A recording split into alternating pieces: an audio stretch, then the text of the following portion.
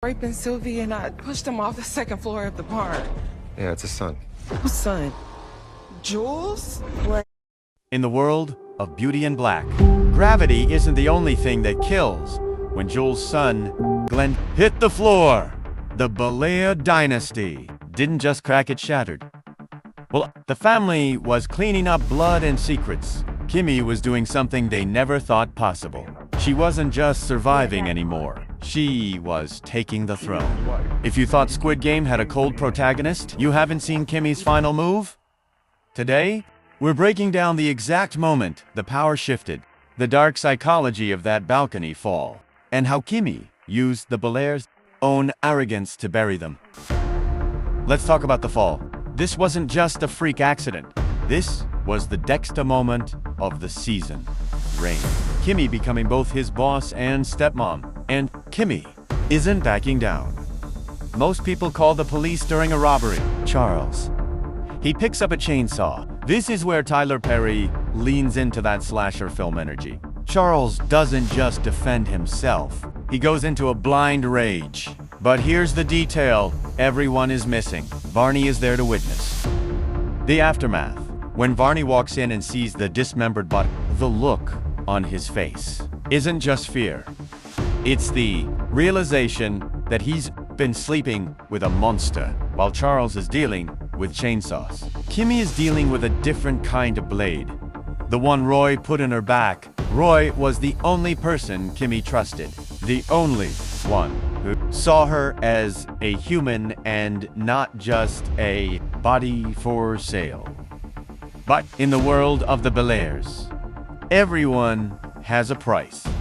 When Roy chooses the family legacy over Kimmie's freedom, it's the final nail in the coffin of her innocence. This is where Kimmie stops being the victim and starts being the villain of the Bellaire's story. She realizes that if love is a lie, then power is the only truth left. While Kimmie was rising, the Ice Queen, Mallory Bellaire, was finally melting down. In Season 2, we see the terrifying reality of Mallory's psyche. She isn't just a CEO. She's a cult leader who lost control of her followers. The way she treats her children in these final episodes isn't just strict. It's abusive. She created the monsters like Charles.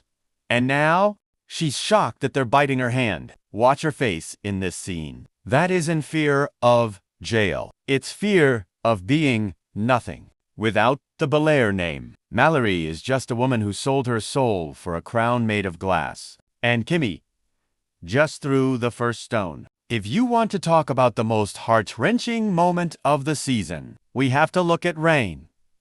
For 2 seasons, we watched her endure the unendurable, but the moment Glenn puts his hands on her, something in Rain snaps. This isn't a murder. It's a desperate act of survival. But the betrayal that cut the deepest, it didn't come from a Bellaire. It came from home. When we find out Kimmie's mother was essentially renting out her own daughter's safety for a check, the show shifts from a thriller to a horror story. This explains Kimmie's coldness in the finale. She realized that in this world, there are no protectors. There are only buyers and sellers. Kimmie exposes the shell companies Norman and Olivia were using to bleed the company dry. While they were busy looking down on her because of where she came from, she was busy tracking every cent they stole. This is the ultimate survival move in the world of Beauty and Black. Money is the only thing that talks, and Kimmie just made the Bellairs go mute. But let's talk about the man behind the curtain. Horace. Why would a billionaire marry a woman he barely knows and hand her the keys to his empire? Because Horace knows his sons, Roy and Charles, are toxic. He didn't marry Kimmie for love. He married her as a weapon. He knows he's dying, and he'd rather give his legacy to a stranger with a survival instinct than his own flesh and blood who never worked a day in their lives. This is the ultimate revenge. He's using Kimmie to burn down the house he built, so his sons can't inherit the ashes. The biggest shock of the finale, Mallory switching sides. Mallory realized that proving loyalty to a sinking ship was a death sentence. By cashing in and helping Kimmie, she didn't just save herself. She secured her future. It's the ultimate lesson of the season. In the Bellaire world, loyalty is for losers, survival is for the smart.